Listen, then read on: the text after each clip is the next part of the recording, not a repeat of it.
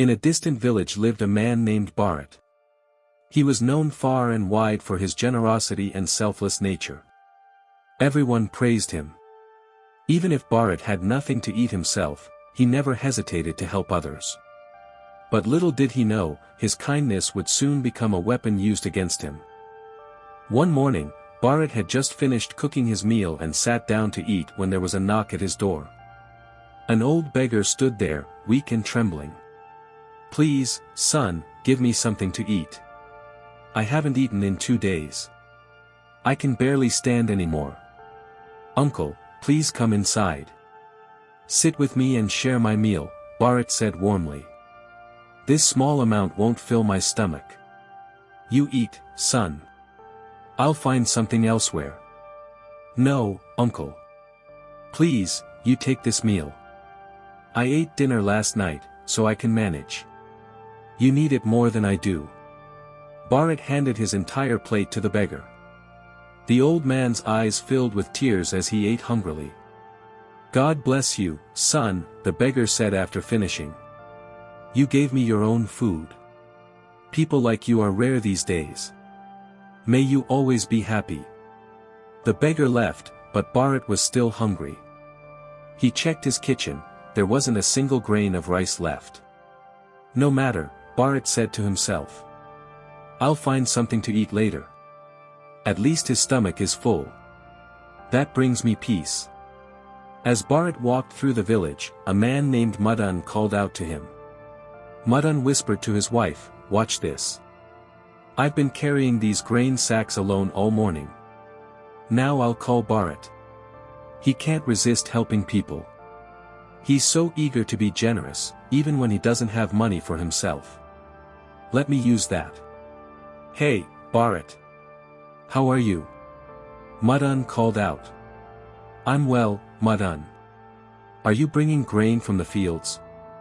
"Yes, I still have 10 more sacks to carry. I'm exhausted. Could you help me?" "Of course. Let me help you carry them home." Madan smiled to himself. This fool is so easy to manipulate. At least my work will get done.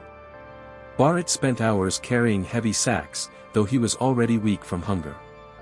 After finishing, Madan simply said, "Thanks, Bharat," and went inside without offering him even water.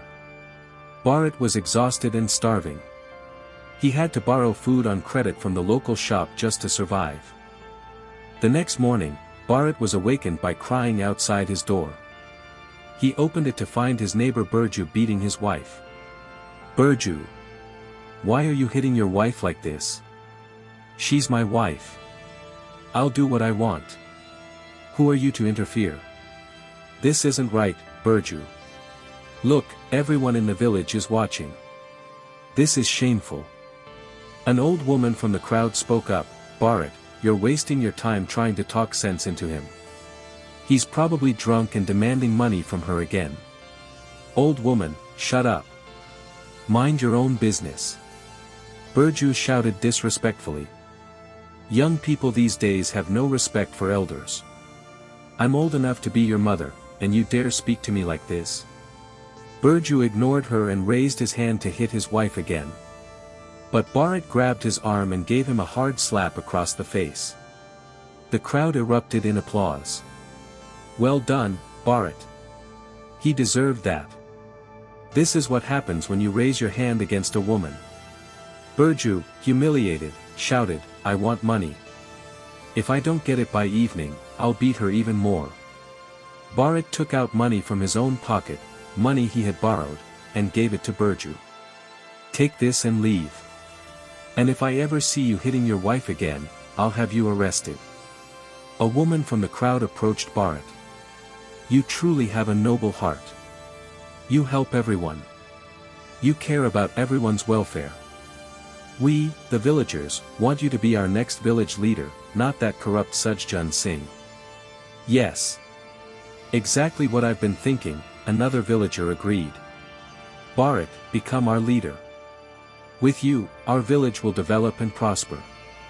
With Sajjan Singh, people are too afraid to even approach him with problems."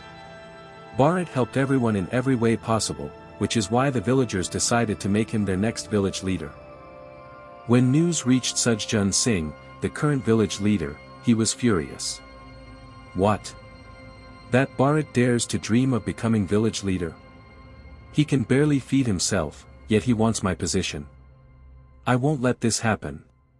His servant added, Master, not only that, the villagers are saying that no matter what, Bharat will be the next leader. You need to do something, or Bharat will take your position. Sajjan Singh fell deep in thought. How can I remove this thorn from my path permanently? In the next election, the villagers elected Bharat as their new village leader. Days passed, and when it came time to distribute government rations, Sajjan Singh cunningly arranged for the rations to be mixed with inferior quality goods, something Bharat knew nothing about. Son, seeing you become village leader makes me so happy, an old woman said. At least now we'll get proper rations on time. Yes, everything will be better, Bharat assured her. You all trusted me with this responsibility. Pray that I can fulfill it well. With you as our leader, nothing can stop our village from developing. After the ration distribution, everyone was initially happy that they finally received full rations. But the next day, chaos erupted across the village. The rations are contaminated. Our new leader, Bharat, has given us spoiled food. The angry villagers gathered and confronted Bharat. We trusted you and made you our leader, and you betrayed us. Bharat, I never expected this from you. What did you gain from giving us contaminated rations? You always cared about the village's welfare. Why would you do this? Even Sajjan Singh never contaminated rations this badly. We made a mistake choosing you as our leader. You're right, Kulavti. Leave this village immediately. You're not worthy of living here. Just then, Sajjan Singh appeared with a false expression of concern. Yes, yes. He should be expelled immediately. We made a terrible mistake trusting him. The villagers expelled Bharat from the village. Sajjan Singh and his servant were delighted, their conspiracy had succeeded. Bharat walked far from the village until he was exhausted. He sat under a tree, thinking bitterly. I gave everything to those villagers. I put them before myself. And today, they cast me out. I told them I didn't contaminate the rations, but no one believed me.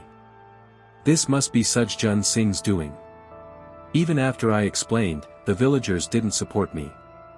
I'll never forget this. Meanwhile, Sajjan Singh played his next move, winning back the villagers' trust.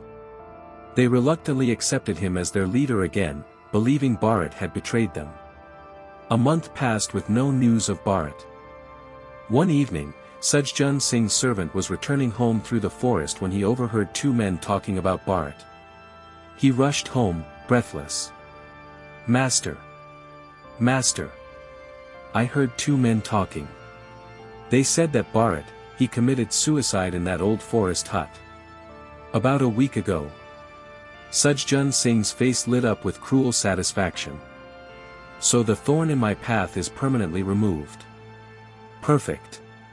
And master, the villagers already know about it. I don't know who told them. Those villagers are opportunists.